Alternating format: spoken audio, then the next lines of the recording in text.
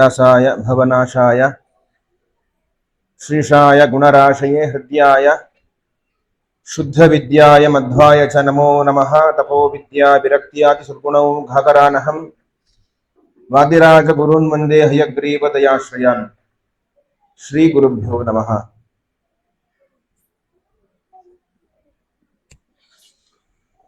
ಈ ಸಮಗ್ರ ಜಗತ್ತು ದೇವರ ಸೃಷ್ಟಿ. ದೇವರು ಇದನ್ನ ಸೃಷ್ಟಿ ಮಾಡಿದ್ದಾನೆ. ನಾವು ನೀವು ಅನುಭವಿಸುವ ಎಲ್ಲ ಪದಾರ್ಥಗಳು ಕೂಡ ಇದು ದೇವರದ್ದು. ಈಶಾವಾಸ್ಯಮಿದಂ ಸರ್ವಂ ಅಂತ ಉಪನಿಷತ್ತು ಹೇಳ್ತದೆ. ಎಲ್ಲವೂ ಕೂಡ ದೇವರದ್ದು. ನಾವು ಉಡುವ ಬಟ್ಟೆ ದೇವರದ್ದು, ನಮ್ಮ ಮನೆ ದೇವರದ್ದು, ನಮ್ಮ ಜಾಗ ದೇವರದ್ದು, ಈ ಎಲ್ಲವೂ ದೇವರದ್ದು.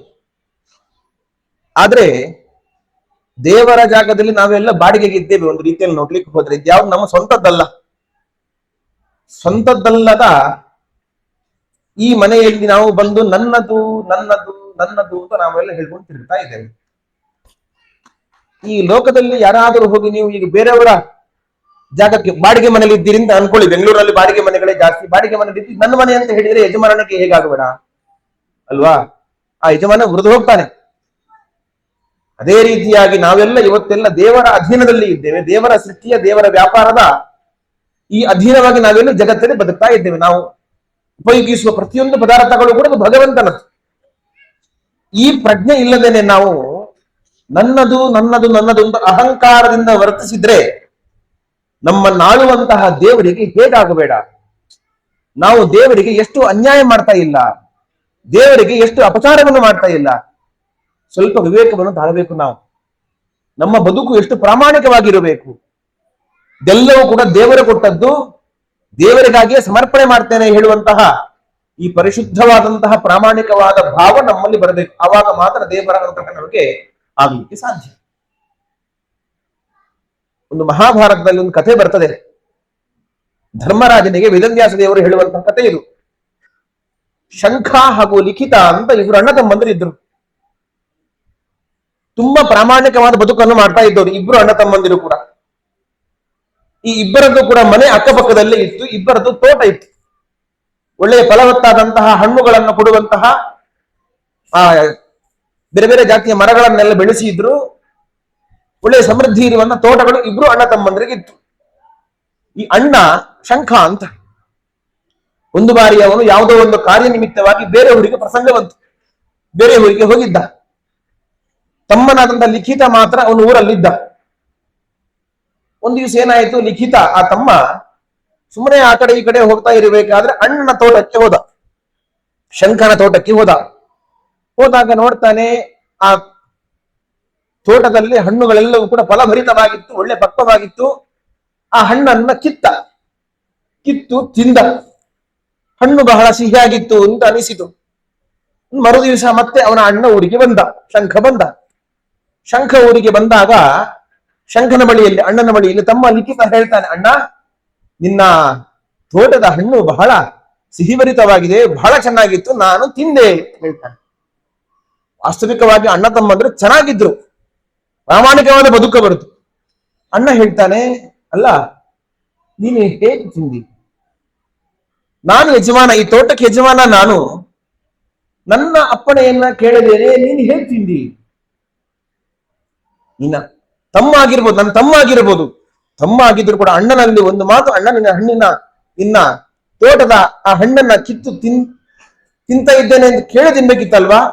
ನೀನು ಅಪರಾಧವನ್ನು ಮಾಡಿದ್ಯಾ, ಈ ಅಪರಾಧಕ್ಕೆ ತಕ್ಕ ಶಿಕ್ಷೆಯನ್ನು ನೀನು ಅನುಭವಿಸಬೇಕು ಅಂತ ಅಣ್ಣ ಹೇಳ್ತಾನೆ.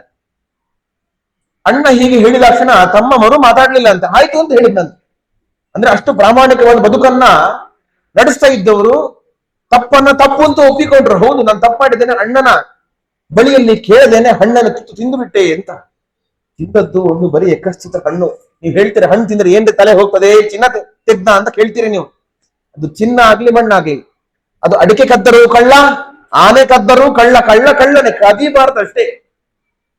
ಶಂಖ ಹೇಳಿದದನ್ನೇ, ನೀನ್ ನನ್ನ ಹತ್ರ ಕೇಳದೇನೆ ಹಣ್ಣನ್ನು ತೆಗ್ದಿ, ನೀನ್ ಇದಕ್ಕೆ ನೀನು ಶಿಕ್ಷೆಯನ್ನು ಅನುಭವಿಸಬೇಕು ಅಂತ. ಶಿಕ್ಷೆಯನ್ನು ಕೊಡುವವರು ಯಾರೀಗ? ಪ್ರಶ್ನೆ ಈಗ. ಆ ಊರಿಗೆ ಒಬ್ಬ ರಾಜ ಇರ್ತಾನೆ. ರಾಜನ ಬಳಿಗೆ ಹೋಗಿ ಕೇಳು, ಇದಕ್ಕೆ ಶಿಕ್ಷೆ ಏನು ಏನು ಅಂತ ಕೇಳಿ ಶಿಕ್ಷೆಯನ್ನು ಅನುಭವಿಸಿಕೊಂಡು ಬಾ ಅಂತ ಆಯ್ತು ಅಂತ ಒಪ್ಪಿಕೊಂಡ. ಈ ತಪ್ಪಿಗೆ ಶಿಕ್ಷೆ ಅನುಭವಿಸ್ಬೇಕಲ್ವಾ?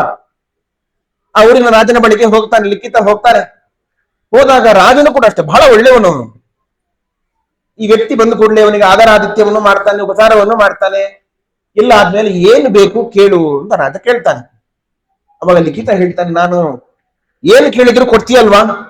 ಹಾ ಕೊಡ್ತೇನೆ, ನನಗೆ ನೀವು ಪ್ರಮಾಣ ಕೊಡ್ಬೇಕು, ಪ್ರಮಾಣ ಮಾಡ್ಬೇಕು, ನಾನು ಕೊಡ್ತೇನೆ ಅಂತ ಹೇಳಿ ಅಂತ. ಆಯ್ತು ಕೊಡ್ತೇನೆ. ರಾಜನಿಗೆ ಏನೋ ಕೇಳಲಿಕ್ಕೆ ಬರ್ತಾನೆ, ಕೊಡ್ತೇನೆ ಅಂತ ಅನ್ಕೊಂಡು ಆಯ್ತು ಕೊಡ್ತೇನೆ ಅಂತೇಳಿ ಪ್ರಮಾಣ ಮಾಡಿದ. ಕೊಡ್ತೀಯಲ್ವಾ? ಪ್ರಮಾಣ ಮಾಡಿದ್ದಲ್ವಾ? ಕೊಡ್ತೀಯಲ್ವಾ ಅಂತ ಹೇಳಿದ. ಆಯ್ತು ಕೊಡ್ತೇನೆ ಅಂತ. ನಡೆದಂತ ಘಟನೆಗಳನ್ನೆಲ್ಲ ವಿವರಿಸಿ ಹೇಳಿದ. ಅಣ್ಣನ ತೋಟಕ್ಕೆ ಹೋದೆ, ಅಣ್ಣನ ಬಳಿಯಲ್ಲಿ ಕೇಳಿದ್ದೇನೆ, ಅಣ್ಣನು ತಿಂದೆ, ಈಗ ಅಪರಾಧ ಮಾಡಿದ್ದೇನೆ, ಅಣ್ಣ ಬಳಿಯಲ್ಲಿ ಕೇಳಿದ್ದೇನೆ, ನನಗೆ ಶಿಕ್ಷೆಯನ್ನ ಕೊಡುವುದು. ರಾಜನಿಗೆ ತಲೆ ವಿಷಯ ಆಯ್ತು. ಅಯ್ಯೋ ಇದೇನು ಕಥೆ ಇದು? ನಿಮ್ಮ ಅಣ್ಣ ತಮ್ಮಂದ್ರ ಜಗಳದಲ್ಲಿ ನನ್ನನ್ನು ಯಾಕೆ ಮಧ್ಯೆ ತರ್ತೀರಿ? ಇಲ್ಲ, ಅಣ್ಣ ಹೇಳಿದ್ದಾನೆ ರಾಜನ ಬಳಿಗೆ ಹೋಗಿ ಶಿಕ್ಷೆಯನ್ನು ಕೇಳಿಕೊಂಡು ಬಾ, ನೀನು ಶಿಕ್ಷೆಯನ್ನ ಕೊಡ್ಲೇಬೇಕು ಅಂತ. ಅಣ್ಣ ಹೇಳ್ತಾನೆ, ನಾನು ಶಿಕ್ಷೆಯನ್ನು ಕೊಡುದಿಲ್ಲ, ನೀವು ಹೇಳಿ ಕೇಳಿ ಬ್ರಾಹ್ಮಣರು ಬೇರೆ, ನಾನು ನಿಮಗೆ ಏನು ಶಿಕ್ಷೆಯನ್ನು ಕೊಡ್ಲಿ? ಇಲ್ಲ, ನೀವು ಮಾತು ಕೊಟ್ಟಿದೀಯ, ಈಗ ಶಿಕ್ಷೆ ಕೊಡ್ತೇನೆ ಅಂತ ಹೇಳಿ ಈ ಮಾತಿಗೆ ಅನುಸಾರವಾಗಿ ನೀನು ಶಿಕ್ಷೆಯನ್ನು ಕೊಡ್ಲೇಬೇಕು. ನಿನ್ನ ರಾಜ್ಯದಲ್ಲಿ ಕಳ್ತನ ಮಾಡಿದ್ರೆ ಏನು ಶಿಕ್ಷೆ ಹೇಳುವುದು? ನನ್ನ ರಾಜ್ಯದಲ್ಲಿ ಕಳ್ತನ ಮಾಡಿದವರ ಕೈಯನ್ನು ಕತ್ತರಿಸಿ ಹಾಕ್ತೇನೆ. ಸರಿ, ನನ್ನ ಕೈ ಕತ್ತರಿಸಿ ಹಾಕು, ನನ್ಗೆ ಶಿಕ್ಷೆ ಆಗಿ ನಾನು ಅನುಭವಿಸ್ತೇನೆ ಅಂತ ಹೇಳ್ತಾನೆ. ನೋಡಿ ಎಂತಹ ಪ್ರಾಮಾಣಿಕತೆ! ಈ ಶಿಕ್ಷೆಯನ್ನು ಅನುಭವಿಸುವ ಪ್ರಾಮಾಣಿಕತೆ ನಮ್ಮಲ್ಲಿ ಎಷ್ಟು ಜನರಿಗೆ ಬರ್ತದೆ? ಕೊನೆಗೆ ಇವನ ಮಾತನ್ನು ಉಳಿಸಿಕೊಳ್ಳಿಕ್ಕೋಸ್ಕರ ರಾಜ ಆ ಲಿಖಿತನ ಕೈಯನ್ನು ಕತ್ತರಿಸಿ ಹಾಕ್ತಾನೆ. ಶಿಕ್ಷೆಯನ್ನು ಅನುಭವಿಸಿದ. ಶಿಕ್ಷೆಯನ್ನು ಅನುಭವಿಸಿ ನೇರವಾಗಿ ಮನೆಗೆ ಬರ್ತಾನೆ. ಮನೆಗೆ ಬಂದಾಗ ಅಣ್ಣ ನೋಡ್ತಾನೆ, ಅಯ್ಯೋ ನನ್ನ ತಮ್ಮ ನಿಜವಾಗ್ಲೂ ನನ್ನ ಮಾತನ್ನು ನೆರವೇರಿಸಿಬಿಟ್ಟ ಅಂತ. ಅವನ ಎರಡೂ ಕೈಗಳಿಲ್ಲ. ಆ ಪರಿಸ್ಥಿತಿಯಲ್ಲಿ ಕಂಡು ಅವನಿಗೆ ದುಃಖ ಆಯ್ತು. ತನ್ನ ತಮ್ಮನ ಅಂದ್ರೆ ನನ್ನ ಈ ತಮ್ಮನ ಪರಿಸ್ಥಿತಿಗೆ ನಾನೇ ಕಾರಣ ಆದ್ನಲ್ವಾ? ಅಣ್ಣ ಹೇಳ್ತಾನೆ, ನಿಜವಾಗ್ಲೂ ನೀನು ಪ್ರಾಮಾಣಿಕತೆಯನ್ನ ನೀನು ತೋರಿಸಿಕೊಟ್ಟಿದೀಯ ಏನು ಅಂತ ಹೇಳಿ ಆ ಸರೋವರದಲ್ಲಿ ಒಬ್ಬರು ಮುಳುಗಿ ಬಾ ಅಂತ ಹೇಳ್ತಾನೆ. ಸರೋವರದಲ್ಲಿ ಮುಳುಗಿ ಎದ್ದು ಬಂದ್ರೆ ಆ ಲಿಖಿತ ತನ್ನ ಕತ್ತರಿಸಿಕೊಂಡಂತಹ ಕೈ ಅದು ಮತ್ತೆ ಚಿಗುರಿತು, ಮತ್ತೆ ಒಡಮೂಡಿತು. ಒಡಮೂಡ್ಲಿಕ್ಕೆ ಕಾರಣ ಏನು ಹೇಳಿದ್ರೆ ಆ ಲಿಖಿತನ ಪ್ರಾಮಾಣಿಕ ಪ್ರಜ್ಞೆ. ತಪ್ಪನ್ನು ಅನುಭವಿಸಬೇಕು, ತಪ್ಪಿಗೆ ಶಿಕ್ಷೆಯನ್ನು ಅನುಭವಿಸಬೇಕು ಹೇಳುವಂತಹ ಆ ಪ್ರಾಮಾಣಿಕ ಪ್ರಜ್ಞೆ ಇತ್ತು ನೋಡಿ. ಆ ಪ್ರಜ್ಞೆಗೆ ಭಗವಂತ ಅವನಿಗೆ ಅನುಗ್ರಹವನ್ನು ಮಾಡಿದ. ಸರೋವರದಲ್ಲಿ ಮುಳುಗಿ ಮೆಲೆದ್ದು ಬಂದು ಕೂಡಲೇ ಅವನ ಕತ್ತರಿಸಿ ಹೋದಂತ ಕೈ ಮತ್ತೆ ಚಿಗುರಿಕೊಂಡಿತು. ಈ ಕಥೆಯನ್ನ ವೇದವ್ಯಾಸ ದೇವರು ಧರ್ಮರಾಜನಿಗೆ ಮಹಾಭಾರತದಲ್ಲಿ ಪ್ರಸಂಗದಲ್ಲಿ ಹೇಳುವಂತ ಕಥೆ ಇದು. ಅಂದ್ರೆ ನೀವು ಪ್ರಾಮಾಣಿಕವಾದ ಪ್ರಜ್ಞೆಯನ್ನು ಬೆಳೆಸಿಕೊಳ್ಳಿ, ನಾನು ನನ್ನದೊಂದು ಅಹಂಕಾರವನ್ನು ಪಡಬೇಡಿ ಅಂತ ಹೇಳಲಿಕ್ಕೆ ಈ ಕಥೆಯನ್ನು ದೃಷ್ಟಾಂತವಾಗಿ ಕೊಡ್ತಾರೆ. ನಮ್ಮ ಪರಿಸ್ಥಿತಿಯು ಕೂಡ ಇವತ್ತು ಹಾಗೆ. ನಮ್ಮದಲ್ಲದ ವಸ್ತುಗಳಿಗೆಲ್ಲ ನನ್ನದು ನನ್ನದು ನನ್ನದು ಅಂತ ಅಹಂಕಾರದಿಂದ ಮೆರೆದು ಕೊನೆಯಲ್ಲಿ ನಾವು ಅಹಂಕಾರದಲ್ಲಿ ಮಣ್ಣಲ್ಲಿ ಮಣ್ಣಾಗಿ ಹೋಗ್ತೇವೆ. ಇದು ಈ ರೀತಿಯ ವ್ಯಕ್ತಿತ್ವ ನಮ್ಮಲ್ಲಿ ಇರಬಾರದು. ಎಲ್ಲವನ್ನು ಕೂಡ ಭಗವಂತನಿಂದ ಪಡೆದಂತಹ ಎಲ್ಲ ಸಂಪತ್ತನ್ನು ಭಗವಂತನಿಗೆ ಸಮರ್ಪಿಸಿ ನಾವು ಅವನ ಅನುಗ್ರಹಕ್ಕೆ ಪಾತ್ರರಾಗ್ತದೆ ಹೇಳುವಂತಹ ಈ ಪ್ರಾಮಾಣಿಕವಾದಂತಹ ಶುದ್ಧವಾದ ಭಾವವನ್ನು ನಾವೆಲ್ಲ ಹೊಂದಬೇಕು. ಇಂತಹ ಒಂದು ಭಾವ ಒಂದು ಸಾಕು, ಈ ಪರಿಶುದ್ಧವಾದ ಭಾವ ಒಂದು ಸಾಕು. ಇದು ನಮ್ಮನ್ನ ಬಹಳ ಎತ್ತರಕ್ಕೆ ಕೊಂಡೋಗ್ತದೆ. ಈ ಪ್ರಾಮಾಣಿಕತೆ ನಮ್ಮಲ್ಲಿ ಬಾರದೆ ಹೋದ್ರೆ ನಮ್ಮಲ್ಲಿ ಎಂದಿಗೂ ಕೂಡ ವ್ಯಕ್ತಿತ್ವ ವಿಕಸನ ಆಗ್ಲಿಕ್ಕೆ ಸಾಧ್ಯ ಇಲ್ಲ. ನಾವು ಎತ್ತರದ ಆ ಸ್ಥಾನಕ್ಕೆ ಏರ್ಲಿಕ್ಕೆ ಸಾಧ್ಯ ಇಲ್ಲ. ಎಷ್ಟು ನೀವು ತಪಸ್ಸನ್ನು ಮಾಡಿ, ಎಷ್ಟು ನೀವು ದೇವರ ಪೂಜೆಯನ್ನು ಮಾಡಿ, ಇಂತಹ ಈ ಭಾವ ನಿಮ್ಮಲ್ಲಿ ಪರಿಶುದ್ಧವಾದ ಭಾವ ಅದು ಬಾರದೆ ಹೋದ್ರೆ ಅದರಿಂದ ನಮ್ಮ ಏಳಿಗೆ ಸಾಧ್ಯ ಇಲ್ಲ. ಒಟ್ಟು ಜೀವನದಲ್ಲಿ ಪ್ರಾಮಾಣಿಕತೆಯನ್ನು ಬೆಳೆಸಿಕೊಳ್ಬೇಕು. ಜೊತೆಯಲ್ಲಿ ಗುರು ಹಿರಿಯರನ್ನ ಗೌರವಿಸುವಂತಹ ಆ ಭಾವ ನಮ್ಮಲ್ಲಿ ಇರಬೇಕು. ಒಂದು ಮಹಾಭಾರತದ ಇನ್ನೊಂದು ಕಥೆಯನ್ನು ಹೇಳಿ ನನ್ನ ಮಾತನ್ನು ಮುಗಿಸ್ತೇನೆ. ಒಬ್ಬ ಕೌಶಿಕ ಅಂತ ಒಬ್ಬ ಬ್ರಾಹ್ಮಣ ಇದ್ದ. ಮನೆಯಲ್ಲಿ ವೃದ್ಧರಾದ ತಂದೆ ತಾಯಿಗಳಿದ್ರು. ವೃದ್ಧರಾದ ತಂದೆ ತಾಯಿಗಳು ಮನೆಯಲ್ಲಿ ಇದ್ರೂ ಕೂಡ ಅವರನ್ನ ಪೋಷಣೆ ಮಾಡುವುದು ಬಿಟ್ಟು ತಪಸ್ಸು ಮಾಡಬೇಕು ಅಂತ ಕಾಡಿಗೆ ಹೋಗ್ತಾನೆ. ತಪಸ್ಸನ್ನು ಆಚರಿಸ್ತಾನೆ, ಬಹಳ ಉಗ್ರವಾದ ತಪಸ್ಸನ್ನು ಆಚರಿಸ್ತಾನೆ. ಒಂದು ಮರದ ಬುಡದಲ್ಲಿ ಕುಳಿತುಕೊಂಡು ಬಹಳ ಉಗ್ರವಾದ ತಪಸ್ಸನ್ನು ಮಾಡ್ತಾ ಇರ್ತಾನೆ. ಆ ತಪಸ್ಸು ಮಾಡಿ ಮಾಡಿ ಮಾಡಿ ಅವನಿಗೊಂದು ಸಿದ್ಧಿ ಬಂತು. ಒಂದು ದಿವಸ ಮರದ ಬುಡದಲ್ಲಿ ಕುಳಿತುಕೊಂಡು ತಪಸ್ಸು ಮಾಡ್ತಾ ಇರಬೇಕಾದ್ರೆ ಮರದ ಮೇಲೆ ಒಂದೆರಡು ಹಕ್ಕಿ ಮರದ ಕೊಂಬೆಯಲ್ಲಿ ಕುಳಿತುಕೊಂಡಿತ್ತು. ಆ ಕೌಶಿಕ ಬ್ರಾಹ್ಮಣನ ತಲೆಯ ಮೇಲೆ ಹಿಕ್ಕೆಯನ್ನು ಹಾಕಿತು. ಇವನು ಒಂದು ಬಾರಿ ಕಣ್ಣು ಬಿಟ್ಟ ಮೇಲೆ ನೋಡ್ತಾನೆ. ಅವನ ಆ ಉಗ್ರವಾದ ತೇಜಸ್ಸನ್ನು ಕಂಡು ಮರದ ರೆಂಬೆಯ ಮೇಲಿದ್ದಂತಹ ಹಕ್ಕಿ ಸುಟ್ಟು ಬೂದಿಯಾಗಿ ಹೋಗ್ತದೆ. ಈಗ ಕೌಶಿಕ ಬ್ರಾಹ್ಮಣನಿಗೆ ಬಹಳ ಆಶ್ಚರ್ಯ ಆಯಿತು. ಅರೇ, ನಾನು ಏನು ಮಾಡ್ಲೇ ಇಲ್ಲ, ಸುಮ್ಮನೆ ಒಂದು ಬಾರಿ ಕಣ್ಣು ಬಿಟ್ಟು ನೋಡಿಬಿಟ್ರೆ ನನ್ನ ಆ ತೇಜಸ್ಸಿಗೆ ಆ ಹಕ್ಕಿ ಸುಟ್ಟು ಬೂದಿಯಾಗಿ ಹೋಯ್ತಲ್ವಾ ಅಂತ ಅವನಿಗೆ ಅನ್ನಿಸ್ತು. ನಾನು ಇಷ್ಟು ವರ್ಷ ಮಾಡಿದ ತಪಸ್ಸು ಫಲಿಸಿತು, ಇದು ನನ್ನ ತಪಸ್ಸಿನ ಪ್ರಭಾವ ಅಂತ ಸ್ವಲ್ಪ ಅಹಂಕಾರ ಪಟ್ಟ. ಅಲ್ಲಿಂದ ಸ್ವಲ್ಪ ಅವನು ಮುಂದಕ್ಕೆ ಹೋದ. ಆಯ್ತು, ನನ್ನ ತಪಸ್ಸು ಮುಗಿಯಿತು, ನನ್ನ ತಪಸ್ಸು ಫಲಿಸಿತು ಅಂತ ಅವನಿಗೆ ಅನಿಸಿತು. ಸ್ವಲ್ಪ ಹಸಿವೆ ಶುರುವಾಯಿತು ಅವನಿಗೆ. ಈ ಹಸಿವೆಯನ್ನ ಪರಿಹರಿಸಿಕೊಳ್ಬೇಕು ಅಂತ ಹೀಗೆ ದಾರಿಯಲ್ಲಿ ಹೋಗ್ತಾ ಇರಬೇಕಾದ್ರೆ ಅವನು ಒಂದು ಮನೆಗೆ ಹೋಗ್ತಾನೆ. ಭಿಕ್ಷೆ ಬೇಡಬೇಕು ಅಂತ ಹೋಗ್ತಾನೆ. ಭಗವತ್ ಭಿಕ್ಷಾಂದೇಹಿ ಅಂತ ಒಂದು ಮನೆಯ ಮುಂದೆ ಹೋಗಿ ಭಿಕ್ಷೆಯನ್ನು ಬೇಡ್ತಾನೆ. ಮನೆಯ ಒಡತಿ ಗೃಹಿಣಿ ಮನೆಯಿಂದ ಹೊರಗೆ ಬರ್ತಾಳೆ. ಭಿಕ್ಷೆಗೆ ಕೇಳಲಿಕ್ಕೆ ಬಂದವರು ಯಾರು ಅಂತ ಇಲ್ಲಿ ಬಂದು ನೋಡಿದಾಗ ಒಬ್ಬ ಬ್ರಾಹ್ಮಣ, ಕೌಶಿಕ ಬ್ರಾಹ್ಮಣ ಭಿಕ್ಷೆಗೆ ಕೇಳಿಕೊಂಡು ಬಂದಿದ್ದಾನೆ. ಸ್ವಲ್ಪ ನಿಲ್ಲಿಂದ ಆ ಹೆಣ್ಮಕ್ಳು ಇಂದಿನ ಮನೆಯ ಒಳಗೆ ಹೋಗಬೇಕಾದ್ರೆ ಮನೆಯ ಯಜಮಾನ ಬರ್ತಾನೆ, ಗಂಡ ಬರ್ತಾನೆ. ಗಂಡ ಬಂದಾಗ ಇವಳು ಈ ಗೃಹಿಣಿ ಏನು ಮಾಡ್ತಾಳೆ ಅಂತ ಹೇಳಿದ್ರೆ, ಗಂಡನನ್ನ ಮನೆಯೊಳಗೆ ಕರೆದುಕೊಂಡು ಹೋಗಿ ಅವನನ್ನು ಕುಳ್ಳಿರಿಸಿ ಅವನಿಗೆ ಉಪಚಾರವನ್ನು ಮಾಡಿ ಅವನಿಗೆ ಊಟವನ್ನ ಬಡಿಸಿ, ಮಕ್ಕಳಿಗೆ ಊಟವನ್ನೆಲ್ಲ ಬಡಿಸಿ ಉಪಚಾರವನ್ನ ಮಾಡಿ ನಂತರದಲ್ಲಿ ಕೊನೆಯಲ್ಲಿ ಭಿಕ್ಷುಕನಿಗೆ ಭಿಕ್ಷೆಯನ್ನು ಕೊಡೋಣ ಅಂತ ಗಂಡನ ಉಪಚಾರವನ್ನೆಲ್ಲ ಮುಗಿಸಿದ್ಲು. ಇತ್ತ ಕೌಶಿಕ ಬ್ರಾಹ್ಮಣನ ಕಾಯ್ತಾ ಇದ್ದಾನೆ. ಹೊರಗಡೆಯಿಂದ ಭಿಕ್ಷೆ ಬರುತ್ತೆ, ಭಿಕ್ಷೆ ಬರುತ್ತೆ, ಭಿಕ್ಷೆ ಬರುತ್ತೆ ಅಂತ ಈ ಹೆಣ್ಣುಮಗಳು ಮನೆಯ ಒಳಗೆ ಹೋದವಳು ಹೊರಗೆ ಬರಲಿಲ್ಲ. ಎಲ್ಲ ಉಪಚಾರವನ್ನು ಮಾಡಿ ಆ ಗೃಹಿಣಿ ಹೊರಗೆ ಬರಬೇಕಾದ್ರೆ ಇವನು ದುರ್ಗುಟ್ಟಿ ನೋಡ್ತಾ ಇದ್ದಾನೆ. ಹಣ್ಣೆಲ್ಲ ದೊಡ್ಡದು ಮಾಡಿ ನೋಡ್ತಾ ಇದ್ದಾನೆ. ಎಷ್ಟು ಹೊತ್ತು ಕಾಯಿಸ್ತಾ ಇದೆಯಾ ನನ್ನ ಆವಾಗನಿಂದ ಬಂದು ಭಿಕ್ಷೆ ಕೊಡು ಅಂತ ಕೇಳಿದ್ರೆ, ನೀನು ಆವಾಗ ನೀನು ಒಳಗೆ ಹೋದವರು ಇನ್ನೂ ಹೊರಗೆ ಬರಲಿಲ್ಲ ಅಂತ ಕಣ್ಣು ಬಿಟ್ಟು ಬಹಳ ದೊಡ್ಡ ಕಣ್ಣು ಮಾಡಿ ಗದರಿಸಿ ಮಾತಾಡ್ತಾ ಇದ್ದಾನೆ. ಆದ್ರೆ ಇಷ್ಟೆಲ್ಲ ಮಾಡಿದ್ರು ಕೂಡ ಆ ಹೆಣ್ಮಗಳು ಶಾಂತವಾಗಿದ್ಲು, ಸ್ವಲ್ಪವೂ ಹೆದರ್ಲಿಲ್ಲ. ಆ ಹೆಣ್ಮಗಳು ಹೇಳ್ತಾಳಂತೆ, ಯಾಕಪ್ಪ ಅಷ್ಟು ಸಿಟ್ಟು ಮಾಡ್ಕೊಳ್ತೀಯ? ನೀನ್ ನನ್ನ ಮುಂದೆ ಸಿಟ್ಟು ಮಾಡಿಕೊಂಡು ಏನು ಪ್ರಯೋಜನ? ನೋಡು, ನೀನು ಕಣ್ಣು ಬಿಟ್ಟು ಕೂಡಲೇ ಆ ಕಾಡಲ್ಲಿ ಮರದ ಕೊಂಬೆಯಲ್ಲಿದ್ದಂತಹ ಪಕ್ಷಿಗಳು ಸುಟ್ಟು ಹೋದವು ಅಂತ ಹೇಳಿ ನಾನು ಸುಟ್ಟು ಹೋಗುವುದಿಲ್ಲ, ನನ್ನನ್ನು ಹಾಗೆಲ್ಲ ನೋಡ್ಬೇಡ ಅಂತ ಈ ಹೆಣ್ಮಗಳು ಹೇಳುವಾಗ ಕೌಶಿಕ ಬ್ರಾಹ್ಮಣನಿಗೆ ಆಶ್ಚರ್ಯ ಆಯ್ತು. ಅರೆ, ನಾನು ಕಾಡಲ್ಲಿ ಕಣ್ಣು ಬಿಟ್ಟಾಗ ಪಕ್ಷಿಗಳು ಸುಟ್ಟು ಹೋಗಿದ್ದು ಈ ಹೆಣ್ಮಗಳಿಗೆ ಹೇಗೆ ಗೊತ್ತಾಯ್ತು? ಆಶ್ಚರ್ಯ ಆಯ್ತು ಇವನಿಗೆ. ಅಲ್ಲಮ್ಮ, ನಿನಗೆ ಹೇಗೆ ಗೊತ್ತಾಯ್ತು ಈ ವಿಷಯ ಅಂತ. ನೋಡು, ನನಗೆ ಹೇಗೆ ಗೊತ್ತಾಯ್ತು ಅಂತ ಹೇಳ್ತಾ ಇದ್ದೀಯಲ್ವ, ಅದಕ್ಕೆ ಉತ್ತರವನ್ನು ಆಮೇಲೆ ಹೇಳ್ತೀನಿ. ಏನು ಭಿಕ್ಷೆ ಬೇಕಲ್ವಾ? ಭಿಕ್ಷೆಯನ್ನು ತಗೋ ಅಂತ ಭಿಕ್ಷೆಯನ್ನು ಕೊಡ್ತಾಳೆ. ಈ ಬ್ರಾಹ್ಮಣನಿಗೆ ಸಮಾಧಾನ ಆಗಲಿಲ್ಲ. ಅಲ್ಲ, ನಾನು ಕಾಡಲ್ಲಿ ಕಣ್ಣು ಬಿಟ್ಟಾಗ ಆ ಪಕ್ಷಿ ಸುಟ್ಟು ಬೂದಿಯಾದ ವಿಷಯ ನಿನಗೆ ಗೊತ್ತಾಯ್ತು? ನೀನೆ ಕಷ್ಟಿತ್ತು ಒಂದು ಮನೆಯಲ್ಲಿರುವ ಗೃಹಿಣಿ ಹೆಣ್ಣುಮಕ್ಕಳು ನೀನು, ಈ ಸಂಗತಿಯಲ್ಲಿ ನಿನಗೆ ಹೇಗೆ ಗೊತ್ತಾಯ್ತು? ಅವಾಗ ಹೆಣ್ಣುಮಗಳು ಹೇಳ್ತಾಳೆ, ನಿನ್ನ ಈ ಪ್ರಶ್ನೆಗೆ ಉತ್ತರ ಬೇಕು ಅಂತಾದ್ರೆ ಕಾಶಿ ಪಟ್ಟಣದಲ್ಲಿ ಒಬ್ಬ ಮಾಂಸವನ್ನು ಮಾರಾಟ ಮಾಡುವಂತ ಒಬ್ಬ ಬೇಡ ಇದ್ದಾನೆ, ಒಬ್ಬ ವ್ಯಾಧ ಇದ್ದಾನೆ, ಮಾಂಸ ಮಾರಾಟ ಮಾಡು ಮಾಂಸದ ಅಂಗಡಿ, ಅವನ ಬಳಿಗೆ ಹೋಗಿ ಕೇಳು, ಅವನು ನಿನಗೆ ಉತ್ತರವನ್ನು ಕೊಡ್ತಾನೆ ಅಂತ. ಬ್ರಾಹ್ಮಣನಿಗೆ ಬಹಳ ಅಸಹ್ಯ ಅನಿಸಿಬಿಡ್ತು. ಅಲ್ಲ, ನನ್ನ ಈ ಪ್ರಶ್ನೆಗೆ ಯಾವುದೋ ಕಾಶಿ ಪಟ್ಟಣದ ಒಬ್ಬ ಮಾಂಸವನ್ನು ಮಾರಾಟ ಮಾಡುವಂತಹ ಒಬ್ಬ ಯಾರು ಮಾಂಸದ ಅಂಗಡಿ ವ್ಯಾಪಾರಿ ನನ್ನ ಪ್ರಶ್ನೆಗೆ ಉತ್ತರ ಕೊಡ್ತಾನೆ, ಏನು ಸಂಬಂಧವೇ ಇಲ್ಲಲ್ಲ, ಅರ್ಥವೇ ಆಗಲಿಲ್ಲ ಅಂತ ಹೇಳ್ತಾನೆ. ನಿನಗೆ ಉತ್ತರ ಬೇಕಾ, ಹೋಗು ಅಂತ ಹೇಳ್ತಾನೆ. ಈ ಕೌಶಿಕ ಬ್ರಾಹ್ಮಣನಿಗೆ ಕುತೂಹಲ, ಈ ಪ್ರಶ್ನೆಗೆ ಉತ್ತರ ಬೇಕು ಅಂತ ಹೊರಟ. ಆ ಮಾಂಸವನ್ನು ಮಾರಾಟ ಮಾಡುವ ವ್ಯಕ್ತಿಯನ್ನು ಹುಡುಕಿಕೊಂಡು ಹೊರಟ. ಹೋಗ್ತಾನೆ, ನೋಡ್ತಾನೆ, ಒಬ್ಬ ವ್ಯಕ್ತಿ ಆ ಒಂದು ಹೆಣ್ಮಕ್ಳು ಹೇಳಿದಂತ ವ್ಯಕ್ತಿ ಇದ್ದಾನೆ. ಅಂಗಡಿಯ ಮುಂದೆ ಎಲ್ಲ ಮಾಂಸವನ್ನೆಲ್ಲ ಎತಾಡಿಸಿ ಹಾಕಿದ್ದಾನೆ. ಮಾಂಸವನ್ನು ಕತ್ತರಿಸಿ ಮಾರಾಟವನ್ನು ಮಾಡಿ ಕೊಡ್ತಾ ಇದ್ದಾನೆ. ಮಾಂಸದ ಅಂಗಡಿಯ ಪಕ್ಕದಲ್ಲೇ ಅವನ ಮನೆಯೂ ಕೂಡ ಇದೆ. ಹೋಗಿ ನಿಂತು ಕೂಡಲೇ ಅವನಿದ್ದಕ್ಕಿದ್ದ ಹಾಗೆ ಮಾಂಸದ ಅಂಗಡಿಯ ವ್ಯಾಪಾರಿ, ಕೌಶಿಕ ಬ್ರಾಹ್ಮಣರೇ, ಬನ್ನಿ ಬನ್ನಿ ಬನ್ನಿ, ಕುಳಿತುಕೊಳ್ಳಿ ಎಂದು ಕರೀತಾ ಇದ್ದಾನೆ. ಇವನು ಕಂಗಾಲಾಗಿ ಹೋದ. ನಿಮ್ಮ ಪ್ರಶ್ನೆಗೆ ಉತ್ತರ ಕೊಡ್ತೇನೆ, ಸ್ವಲ್ಪ ಕುಳಿತುಕೊಳ್ಳಿ, ವಿಶ್ರಾಂತಿ ಮಾಡ್ಕೊಳ್ಳಿ ಅಂತ ಅಲ್ಲೇ ಒಂದು ಆಸನದಲ್ಲಿ ಕುಳ್ಳಿರಿಸಿದ. ಅವನು ತನ್ನ ಮನೆಯ ಒಳಗೆ ಹೋದ. ಮನೆಯ ಒಳಗೆ ಅವನ ವೃದ್ಧರಾದಂತಹ ತಂದೆ ತಾಯಿಗಳು ಇದ್ರು. ತಂದೆ ತಾಯಿಯರಿಗೆ ಉಪಚಾರವನ್ನು ಮಾಡಿ ಮಧ್ಯೆ ಮತ್ತೆ ಬಂದು ವ್ಯಾಪಾರ ಮಾಡ್ತಾ ಇದ್ದಾನೆ. ಅವರಿಗೆ ಬೇಕಾದ ಏನು ಬೇಕು, ನೀರು ಬೇಕು, ಬಾಯಾರಿಕೆ ಬೇಕು, ತಿಂಡಿ ಬೇಕು ಅಂತ ಮಧ್ಯೆ ಮಧ್ಯೆ ಹೋಗ್ತಾನೆ, ಉಪಚಾರವನ್ನು ಮಾಡ್ತಾನೆ, ಮತ್ತೆ ಒಂದು ಅಂಗಡಿಯಲ್ಲಿ ವ್ಯಾಪಾರ ಮಾಡ್ತಾನೆ.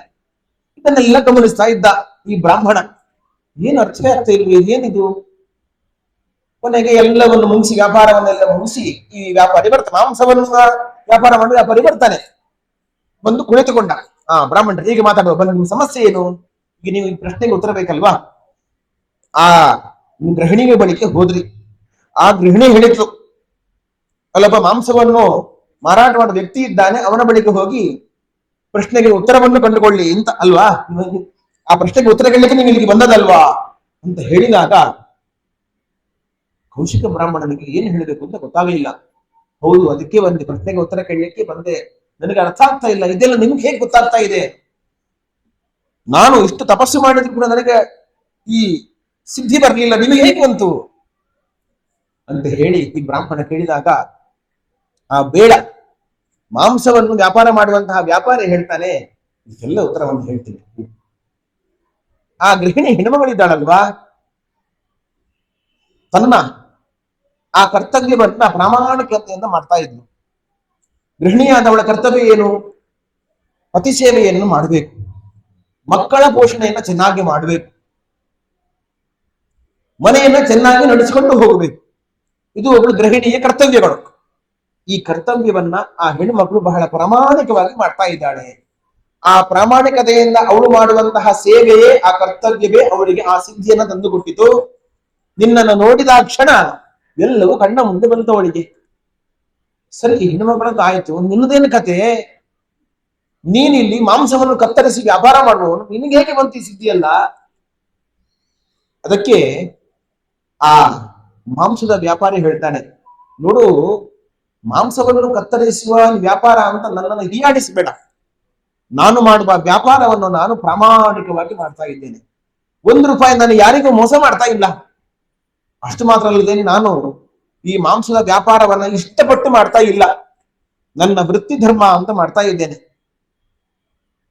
ನನಗೆ ಇವತ್ತು ಬದುಕಲಿಕ್ಕೆ ಎಷ್ಟು ಬೇಕೋ ಅಷ್ಟು ಮಾತ್ರ ವ್ಯಾಪಾರ ಮಾಡ್ತಾ ಇದ್ದೇನೆ. ಅಷ್ಟು ಮಾತ್ರ ಅಲ್ಲದೇನೆ ನನ್ನ ಮನೆಯಲ್ಲಿ ಇರುವಂತಹ ವೃದ್ಧರಾದಂತಹ ತಂದೆ ತಾಯಿಯರನ್ನ ಚೆನ್ನಾಗಿ ನೋಡ್ಕೊಳ್ತಾ ಇದ್ದೇನೆ. ಇದುವೇ ನನ್ನ ದೇವರ ಪೂಜೆ. ಪ್ರಾಮಾಣಿಕವಾಗಿ ಮಾಡುವಂತಹ ಈ ಕರ್ತವ್ಯ, ತಂದೆ ತಾಯಿಯರ ಸೇವೆಯೇ ಇದು ನನ್ನ ದೇವರ ಪೂಜೆ ಅಂತ ಭಾವಿಸಿಕೊಂಡು ನಾನು ಈ ಕೆಲಸವನ್ನು ಮಾಡ್ತಾ ಇದ್ದೇನೆ. ಇದುವೇ ನನಗೆ ಸಿದ್ಧಿಯನ್ನು ಕೊಡ್ತು. ಏ ಬ್ರಾಹ್ಮಣ, ನೀನೇನ್ ಮಾಡ್ತಾ ಇದ್ದೀಯಾ? ಮನೆಯಲ್ಲಿ ಇರುವಂತಹ ವೃದ್ಧರಾದ ತಂದೆ ತಾಯಿಯರನ್ನ ಬಿಟ್ಟು ಕಾಡಿಗೆ ಬಂದು ತಪಸ್ಸು ಮಾಡಿದ್ಯಲ್ವಾ, ಏನು ಪ್ರಯೋಜನ ಬಂದಪ್ಪ ಅಂತ ಪ್ರಶ್ನೆ ಮಾಡಿದಾಗ ಕೌಶಿಕ ಬ್ರಾಹ್ಮಣನಿಗೆ ತಾನು ಮಾಡಿದ ತಪ್ಪಿನ ಅರಿವಾಯ್ತು. ಓ, ನಾನು ಮಾಡಿದ ತಪ್ಪು. ಮನೆಯಲ್ಲಿ ಹಿರಿಯರು ಇರಬೇಕಾದ್ರೆ ಅವರನ್ನ ಬಿಟ್ಟು ಗುರು ಹಿರಿಯರನ್ನ ಪರಿತ್ಯಜಿಸಿ ನೀವು ಎಷ್ಟು ಎಷ್ಟು ಎಷ್ಟು ತಪಸ್ಸು ಮಾಡಿದ್ರು ಕೂಡ ಅದಕ್ಕೆ ಫಲ ಇಲ್ಲ ಅಂತ ಒಬ್ಬ ಮಾಂಸವನ್ನು ಮಾರಾಟ ಮಾಡುವ ವ್ಯಕ್ತಿಯಿಂದ ಒಬ್ಬ ಬ್ರಾಹ್ಮಣ ಪಾಠವನ್ನು ಕಲಿತ ಅಂತ ಮಹಾಭಾರತ ಈ ಕಥೆಯನ್ನು ಉಲ್ಲೇಖ ಮಾಡ್ತದೆ. ಇದೆಲ್ಲವೂ ಕೂಡ ನಮ್ಮ ಬದುಕಿಗೆ ಒಂದು ಪಾಠ. ನಾವು ಹೇಗಿರಬೇಕು, ನಮ್ಮ ಬದುಕು ಹೇಗೆ ಪ್ರಾಮಾಣಿಕವಾಗಿ ಇರಬೇಕು ಅಂತ. ನೀವೇನೋ ಬಹಳ ದೊಡ್ಡದನ್ನು ಮಾಡಿ ಅಂತ ಶಾಸ್ತ್ರ ಹೇಳುವುದಿಲ್ಲ, ಪುರಾಣಗಳು ಹೇಳುವುದಿಲ್ಲ. ಮಾಡುವ ಕರ್ತವ್ಯವನ್ನ ಪ್ರಾಮಾಣಿಕವಾಗಿ ಮಾಡಿ, ಸ್ವಚ್ಛ ಹೃದಯದಿಂದ ಮಾಡಿ. ದೇವರ ಆರಾಧನೆಯನ್ನು ಮಾಡ್ತೀರಿ, ಗುರುಗಳ ಪೂಜೆಯನ್ನು ಮಾಡ್ತೀರಿ, ಗುರು ಸೇವೆಯನ್ನ ಮಾಡ್ತೀರಿ. ಇದನ್ನೆಲ್ಲ ಮಾಡಬೇಕಾದ್ರೆ ಸ್ವಚ್ಛವಾದ ಹೃದಯದಿಂದ ಮಾಡಿ, ಶುದ್ಧವಾದ ಭಾವದಿಂದ ಮಾಡಿ, ಸಮರ್ಪಣಾ ಭಾವದಿಂದ ಮಾಡಿ. ಅದಕ್ಕೆ ನಿಮಗೆ ಪರಿಪೂರ್ಣವಾದ ಫಲ ಸಿಗ್ತದೆ. ಇಲ್ಲದೆ ಹೋದ್ರೆ ಎಷ್ಟು ಸಾವಿರ ನೀವು ಸುರಿದ್ರೂ ಕೂಡ ಮನಸ್ಸು ಅಂತರಂಗದಲ್ಲಿ ಶುದ್ಧ ಭಾವ ಇಲ್ಲ ಅಂತಂದ್ರೆ ಅದಕ್ಕೆ ಫಲವನ್ನು ಕೊಡುವುದಿಲ್ಲ. ವಾದಿರಾಜರ ಜೀವಚರಿತ್ರೆಯಲ್ಲಿ ಒಂದು ಕಥೆ ಬರ್ತದೆ. ಅಂದ್ರೆ ಶುದ್ಧವಾದ ಭಾವ ಉಂಟು ಅಂತಾದ್ರೆ ದೇವರು ನಮ್ಮನ್ನು ಅನುಗ್ರಹ ಮಾಡ್ಲಿಕ್ಕೆ ನಮ್ಮನ್ನು ಹುಡುಕಿಕೊಂಡು ಬರ್ತಾನೆ ಅಂತ. ನಾವು ದೇವರ ಹತ್ರಕ್ಕೆ ಹೋಗ್ಬೇಕಾಗಿಲ್ಲ, ದೇವರೇ ನಮ್ಮ ಹತ್ರಕ್ಕೆ ಹುಡುಕಿಕೊಂಡು ಬರ್ತಾನೆ. ಇಲ್ಲ, ಈ ಭಕ್ತರನ್ನು ನಾನು ಉದ್ಧಾರ ಮಾಡಬೇಕು, ಇವನಲ್ಲಿ ಒಳ್ಳೆಯ ಭಾವ ಉಂಟು, ಶುದ್ಧವಾದ ಭಾವ ಉಂಟು, ಒಂದು ದೇವರ ನಮ್ಮ ಹತ್ರಕ್ಕೆ ಬರ್ತಾನೆ. ಎಲ್ಲೋ ಇರುವ ದೇವರನ್ನ ಹುಡುಕೊಂಡು ನಾವು ಹೋಗಬೇಕಾಗಿಲ್ಲ. ಒಂದು ಬಾರಿ ವಾದಿರಾಜರ ಸಂಚಾರವನ್ನು ಮಾಡಿಕೊಂಡು ಬೇಲೂರಿಗೆ ಹೋಗಿದ್ದೀನಿ. ಬೇಲೂರು ಗೊತ್ತಲ್ಲ ನನಗೆ, ಬೇಲೂರು ಚನ್ನಕೇಶವನ ಸನ್ನಿಧಾನ ಇಲ್ಲಿ ಪಕ್ಕದಲ್ಲಿ ಇದೆ, ಮಾಸನದ ಹತ್ರ ಬೇಲೂರು ಅಂತ. ಚೆನ್ನಕೇಶವನ ದೇವಸ್ಥಾನ ಇದೆ. ವಾದಿರಾಜರ ಸಂಚಾರಕ್ಕೆ ಅಲ್ಲಿಗೆ ಹೋದಾಗ ಅಲ್ಲಿ ಒಂದು ದೇವಸ್ಥಾನದಲ್ಲಿ ಒಂದು ವಾಸ್ತವ್ಯವನ್ನು ಮಾಡಿದ್ರು. ಆ ಸಮಯದಲ್ಲಿ ಚೆನ್ನಕೇಶವನ ಉತ್ಸವ ಆಗ್ತಾ ಇತ್ತು. ಉತ್ಸವಕ್ಕೆಲ್ಲ ತಯಾರಿ ನಡೆದಿದೆ. ದೇವರನ್ನ ರಥದಲ್ಲಿ ಬಂದು ಕುಳ್ಳಿರಿಸಿದ್ದಾರೆ. ಎಲ್ಲ ಭಕ್ತರು ಸೇರಿ ಗೋವಿಂದ ನಾಮ ಸ್ಮರಣೆಯನ್ನು ಮಾಡಿಕೊಂಡು ರಥದ ಹಗ್ಗವನ್ನು ಹಿಡಿದು ರಥವನ್ನ ಇಳಿತಾ ಇದ್ದಾರೆ. ಎಷ್ಟು ರಥವನ್ನ ಅವರು ಎಳೆದ್ರು ಕೂಡ, ಭಕ್ತರು ಎಳೆದ್ರು ಕೂಡ ರಥ ಮುಂದಕ್ಕೆ ಚಲಿಸ್ತಾ ಇಲ್ಲ. ಯಾಕೆ ಹೀಗಾಗ್ತಾ ಇದೆ, ಯಾಕೆ ಹೀಗಾಗ್ತದೆ ಅಂತ ಎಲ್ಲರೂ ಪರಸ್ಪರ ಮಾತನಾಡಿಕೊಂಡು, ಎಷ್ಟು ಬಲವನ್ನು ಹಾಕಿ ಎಳೆದ್ರು ಕೂಡ ರಥ ಮುಂದಕ್ಕೆ ಚಲಿಸ್ತಾ ಇಲ್ಲ. ಕೊನೆಗೆ ಅಲ್ಲಿದ್ದಂತ ಯಾರೊಬ್ರು ಹಿರಿಯರು ಹೇಳಿದ್ರು, ಲೇ ಪಕ್ಕದ ಬೀದಿಯಲ್ಲಿ ಇಬ್ಬರು ವಾದಿರಾಜರು ಅಂತ ಒಬ್ಬರು ಯತಿಗಳು ಬಂದಿದ್ದಾರಂತೆ, ಆ ಜ್ಞಾನಿಗಳನ್ನು ನಾವು ಈ ಉತ್ಸವಕ್ಕೆ ಆಹ್ವಾನ ಮಾಡೋಣ. ಬಹುಶಃ ಚೆನ್ನಕೇಶವನಿಗೆ ಅವರು ಬರಬೇಕು ಅಂತ ಉಂಟೆ ಏನು, ಅವರನ್ನು ಆಹ್ವಾನ ಮಾಡೋಣ ಅಂತ ಆ ಊರಿನ ಮುಖ್ಯಸ್ಥರು, ದೇವಸ್ಥಾನದ ಮುಖ್ಯಸ್ಥರು ಎಲ್ಲರೂ ಕೂಡ ಹೋಗಿ ವಾದಿರಾಜರಲ್ಲಿ ಪ್ರಾರ್ಥನೆ ಮಾಡ್ತಾರೆ. ಸ್ವಾಮಿ, ಉತ್ಸವಕ್ಕೆ ಬರಬೇಕು, ಚೆನ್ನಕೇಶವನ ಉತ್ಸವ ಆಗ್ತಾ ಉಂಟು, ತಾವು ಬರಬೇಕು ಅಂತ ಪ್ರಾರ್ಥನೆ ಮಾಡ್ತಾರೆ. ವಾದಿರಾಜರು ನೇರವಾಗಿ ರಥವೀದಿಗೆ ಬರ್ತಾರೆ. ಚೆನ್ನಕೇಶವ ರಥದಲ್ಲೇ ಕುಳಿತುಕೊಂಡಿದ್ದಾನೆ. ಏನು ಮಾಡ್ಲಿಲ್ಲ ವಾದಿರಾಜರು. ಬಾರೋ, ಬೇಗ ಬಾರೋ ವೇಲಾಪುರದ ಚೆನ್ನ ಅಂತ ಒಂದು ಕೀರ್ತನೆಯನ್ನ ಜೋರಾಗಿ ಭಕ್ತಿಯಿಂದ ಹಾಡಿದರು. ಈಗ ಹಾಡನ್ನ ಹಾಡ್ತಾ ರಥದ ಹಗ್ಗವನ್ನು ಹಿಡ್ಕೊಂಡ್ರೆ ಆ ರಥ ಬಹಳ ಸುಲಭವಾಗಿ ದರ ದರ ದರ ದರ ದರ ಮುಂದಕ್ಕೆ ಬಂತಂತೆ. ದೇವರನ್ನ ಬಳಸಿಕೊಳ್ಳಲಿಕ್ಕೆ ನೀವೇನು ಬೇರೆ ಸಮರ್ಪಣೆ ಮಾಡಬೇಕಾದ ಅವಶ್ಯಕತೆ ಇಲ್ಲ.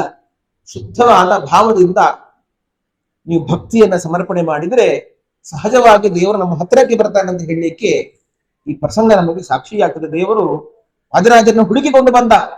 ಎಲ್ಲೋ ಇದ್ದಂತಹ ವಾದಿರಾಜರನ್ನ ಹತ್ತಿರಕ್ಕೆ ಕರೆಸಿಕೊಂಡು ತಾನು ಅವರ ಭಕ್ತಿಗೆ ಮೆಚ್ಚಿದ್ದೇನೆ ಅಂತ ತೋರಿಸಿಕೊಟ್ಟಂತಹ ಊರು ಅದು ಬೇಲೂರು ಚೆನ್ನಕೇಶವನ ಸನ್ನಿಧಾನ. ಎಲ್ಲ ದೃಷ್ಟಿಯನ್ನು ಗಮನಿಸಿದ್ರೆ ನಾವೆಲ್ಲ ಹೇಗಿರಬೇಕು ಅಂತ ಅನ್ನೋದನ್ನ ಸ್ವಲ್ಪ ನಾವೆಲ್ಲ ಆತ್ಮವಿಮರ್ಶೆ ಮಾಡಿಕೊಳ್ಬೇಕು.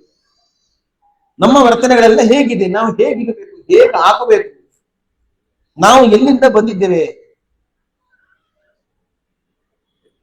ನಮ್ಮ ಪೂರ್ವಜರು ಹೇಗಿದ್ರು, ನಮ್ಮ ಹಿರಿಯರು ಏನನ್ನ ಆಚರಣೆ ಮಾಡ್ತಾ ಇದ್ರು, ಸ್ವಲ್ಪ ಇದನ್ನೆಲ್ಲ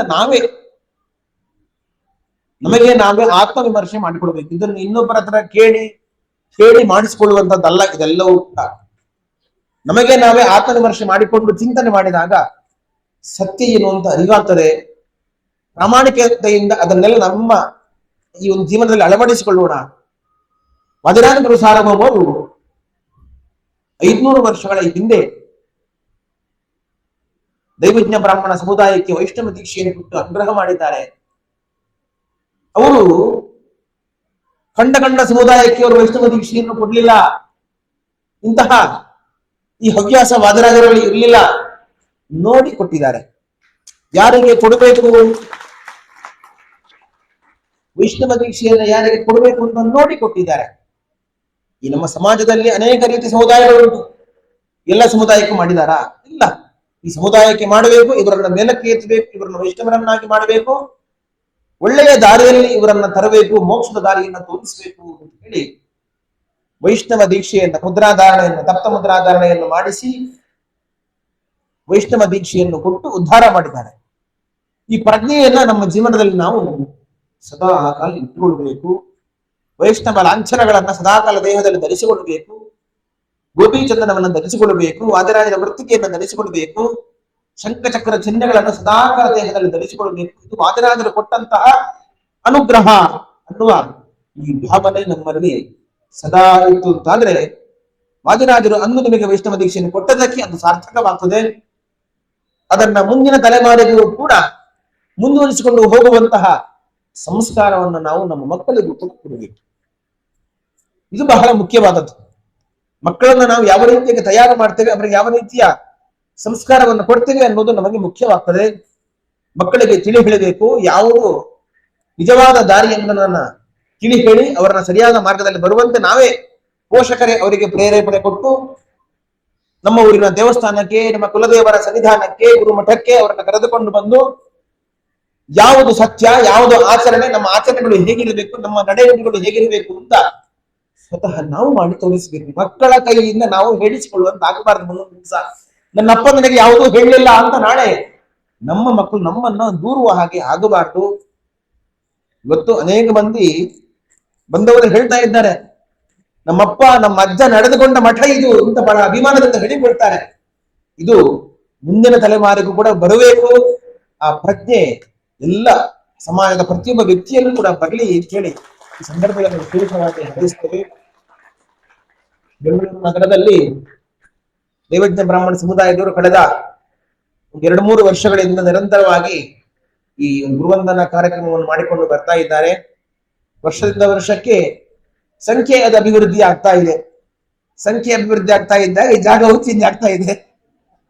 ಹಾಗಾಗಿ ಮುಂದೆ ಎಲ್ಲಿ ಹೋಗಿ ನಿಲ್ಲುತ್ತೆ ಗೊತ್ತಿಲ್ಲ. ನಮ್ಮ ನಾಗರಾಜ್ ಅನ್ನೋರಾಗಿರ್ಬೋದು ಅಥವಾ ವಿನೋದ್ ಅವರಾಗಿರ್ಬೋದು, ನಮ್ಮ ಇಲ್ಲಿನ ಎಲ್ಲ ಅನೇಕ ಮಂದಿ ಮುಖ್ಯಸ್ಥರಿದ್ದಾರೆ. ಅವರೆಲ್ಲ ಜೊತೆಯಾಗಿ ಸೇರಿ ಈ ಕಾರ್ಯಕ್ರಮವನ್ನು ಚೆನ್ನಾಗಿ ಮಾಡಬೇಕು ಅಂತ ಒಂದು ರೀತಿಯಲ್ಲಿ ನೋಡ್ಲಿಕ್ಕೆ ಹೋದ್ರೆ ಬೆಂಗಳೂರಿನವರು ಮಾದರಿ ಬೇರೆ ಊರಿನವರಿಗೆ. ಆರಂಭ ಮಾಡಿದ್ದೆ ಬೆಂಗಳೂರಿನಲ್ಲಿ ಈ ತರ ವರ್ಷಕ್ಕೇನಾದ್ರೂ ಕಾರ್ಯಕ್ರಮ ಮಾಡಬೇಕು ಅಂತೇಳಿ. ಈಗ ಎಲ್ಲ ಊರಿನಲ್ಲಿಯೂ ಕೂಡ ನಾವು ಮಾಡಬೇಕು ಅಂತೇಳಿ ಆ ಗುರುಭಕ್ತಿಯನ್ನ ಸಮರ್ಪಣೆ ಮಾಡುವಂತಹ ದೀಕ್ಷೆಯನ್ನ ಸಮಾಜದವರು ಅಳವಡಿಸಿಕೊಂಡಿದ್ದಾರೆ. ಇದು ಬಹಳ ಸಂತೋಷದ ಸಂಗತಿ. ಇದು ಪ್ರಾಮಾಣಿಕವಾಗಿರ್ಲಿ, ನಿರಂತರವಾಗಿ ಈ ಪ್ರಜ್ಞೆ ಅವರಿಗೆ ಬೆಳೆಯಲಿ, ಎಲ್ಲರಿಗೂ ಒಳ್ಳೆಯದಾಗ್ಲಿ. ವಿಶೇಷವಾಗಿ ಹೈಗಿರುವ ದೇವರ, ವಾದಿರಾಜರ, ಭೂತರಾಜರ ಸೇವೆಯನ್ನು ಮಾಡುವಂತಹ ಶಕ್ತಿಯನ್ನು ಎಲ್ರಿಗೂ ದೇವರು ನೀಡಲಿ ಅಂತೇಳಿ ಹಾರೈಸಿ ಮಾತನ್ನು ಮುಕ್ತಾಯಗೊಳಿಸ್ತಾ ಇದ್ದೇವೆ. ಶಕ್ತಿ